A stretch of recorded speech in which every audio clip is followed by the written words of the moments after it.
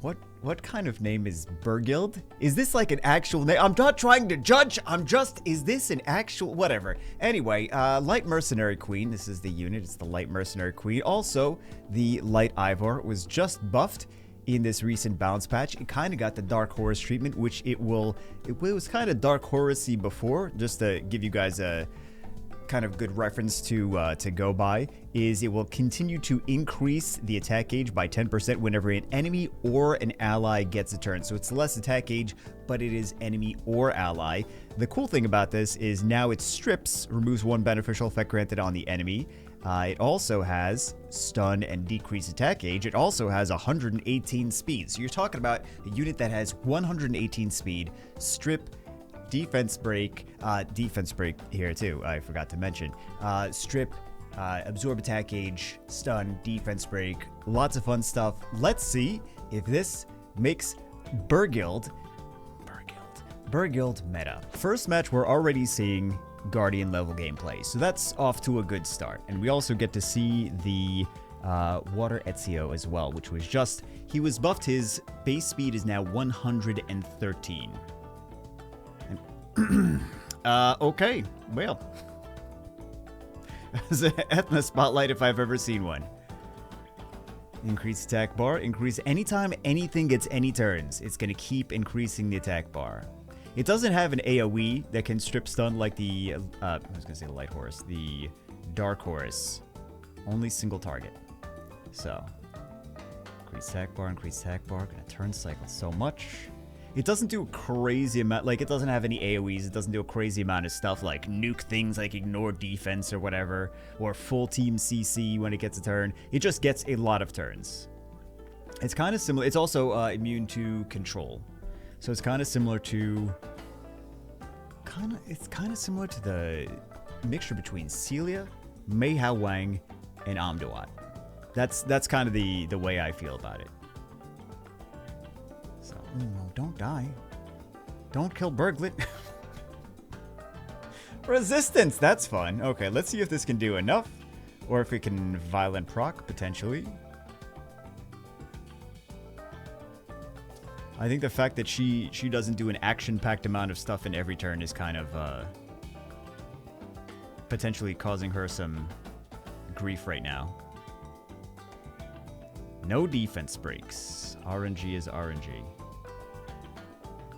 Is that gonna be enough? Oh!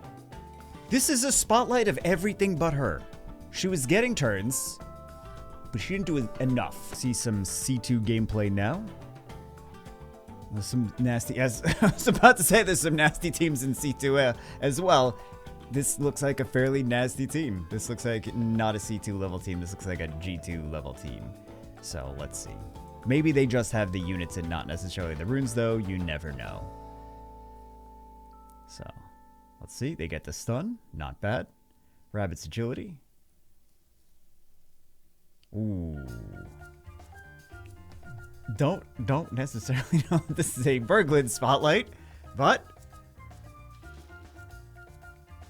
man, Yenong Gianna. All you need at that point is runes. Well, that might be an overreaction to that. So let's see. They still have a revive. They still have multiple sources of heal. Animations are pretty cool, though. I gotta say. I think we said the same thing when BERGHILD first came out. But the animations are pretty cool looking, and they just concede. Odd first picks for Guardian level, but we do get to see another. This is actually this. It's the same unit. The Light Ivor is the same as BERGHILD. I can't get over that. I can't get over the BERGHILD. I don't know why. I really don't. Okay. She's gonna keep increasing. She's going to keep increasing her attack gauge every time things take turn. Man, the combo with her and Oliver, potentially, because he's just gonna keep getting turns, is kind of ridiculous. And they knew that. They knew it was ridiculous. I wonder if she's going to be on Swift here. They got multiple speed leads. They don't have a lot of strips on the right-hand side. That could work to their advantage. Odd switcheroo of the draft. They didn't really need a lot of strips because there was not a whole lot of immunity there. All right. So, absorb attack gauge there. Not too shabby. CC. And they just can see. Okay, well, I thought the match was going to go a little bit longer than that. Definitely a free-to-play player on the right-hand side. There is not a single one of those units that is not an LD5. All right. I'm kind of curious what we see here, though. So she's going to cut right here. Actually, she's not going to cut. Immune to CC, though. Gets resisted. Okay. Impales the Robo. Absorbs attack gauge. She's going down, though. She's got to go down. She can be revived on the bright side, but... Full team LD5s. This is going to be... All of the teams are going to be full teams of LD5s by 2025. Summoners War 11-year anniversary. Just everyone's only using LD5s and nothing else. First pick Rakuni. So they're just playing turn 2. All right. And why would you pick the Dark Pioneer if they are comfortable playing turn 2? You got to pick something that has more punch. Because you're not trying to contest speed. That's just my personal opinion. I mean, maybe if I had a Dark Pioneer, I'd feel otherwise. I'd be like, I'm just going to pick him anyway because I want to use the unit. It's entirely possible. So... yeah, I would have just picked some because they don't have a lot of sustain on either side.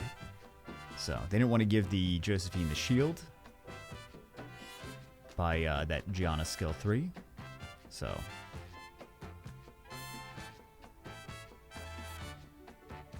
look at all that increased attack gauge every time, increased attack gauge. It's just a constant. Wow. I don't know that we got to see a lot from BERGHILD. Well, that's the Light Ivor is not BERGHILD, so I don't have to keep saying BERGHILD all the time. But yeah, the Light Vampire is going to do... He could just solo this. That's odd. Okay. It feels like they've played each other before. That's my thought process here. Both teams are trying to outspeed and control. Water Art Master gets banned. Let's see. Let's see who takes turn 1. So she was on Swift. Which I kind of felt like we might see a little bit more Swift here. Because she's got so much potential now. To be on Swift and strip stun something. So, with the skill 2. Let's see. So she's immune to CC. Which I've already mentioned at the beginning. And we don't get to really see anything else on her right now. But, if this ninja procs... Do we even need a ninja proc? I guess we don't even need a ninja proc. Okay. Yep, Ethna does enough. We don't need a ninja proc. So it looks like this is not going to be a Swift Light Ivor. It is going to be a kind of counter mechanic. So I assume that's good. Oh my god, that is very slow! I mean, I get that you don't need a crazy amount of speed if you're just using her as a counter unit. Oh, like a turn 2 bruiser unit, but she should have more speed than that. She had a total of 0 speed. I don't know what they were planning to do with her, with the no speed. Alright. That's a Juno Spotlight if I've ever seen one. Alright.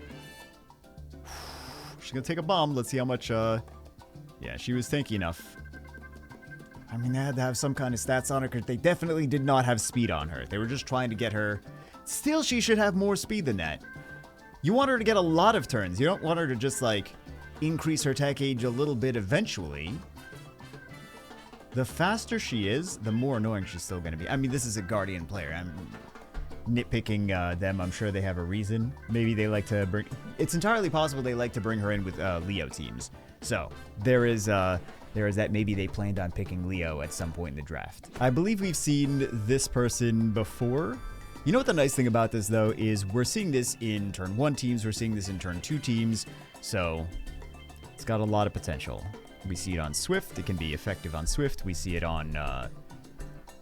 I'm sure it was on Violent on the turn 2 teams as more of a tanky unit, but 2 different strategies for the unit. It's nice. And we're also getting to see high-level gameplay. Because sometimes if the units are bad, it's like, oh, you get to see it in C1. It's like if all the matches are in C1, it's generally an indicator that the unit's probably not that great. First pick Tiana. That's a dangerous first pick. Oh, Antares is coming out at some point. All right. This is... Also, Juno would have been nice here too. Multiple win units. All those debuffs. So let's see. Kind of a weird... kind of some weird stuff going on. All right, let's see. Although it's nice, BERGHILD against Diana. Diana's going to potentially keep cycling, and BERGHILD would keep getting more turns in the meantime. So,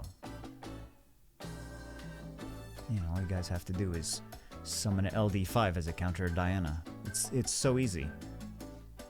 Let's see it. She's going to cut, and then she's going to absorb attack H. I was kind of hoping they were going to take things out by now, though.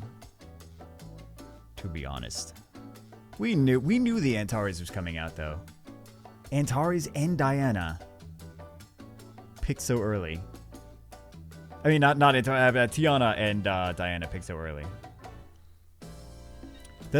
If someone's picking Tiana early, I love to use Amduat, I love to use Antares, because it opens the playing field. It's like, oh, your opponents have, the Tiana player has no buffs on their side of the battlefield. Antares can just go crazy. Amduat can just go crazy. Not bad. We got to see her as a turn 1 super fast unit. We also got to see her as kind of a bruiser that can't be controlled because of her passive. BERGHILD. I kept saying BERGHILD, didn't I? BERGHILD. It's a silly name either way. I think if I was a BERGHILD owner, my main concern now would be the defense break being a low chance, because I feel like she almost never did defense breaks in the matches that we saw, but still definitely more improved, and Swift is on the table now for her. So just like for Ethna, just like for Shihao as well, Celia. Nice units to potentially have on Swift, super fast stuff. Anyway, that's it for this one. Hope you guys enjoyed it. Decent unit. I will see you as always in the next one.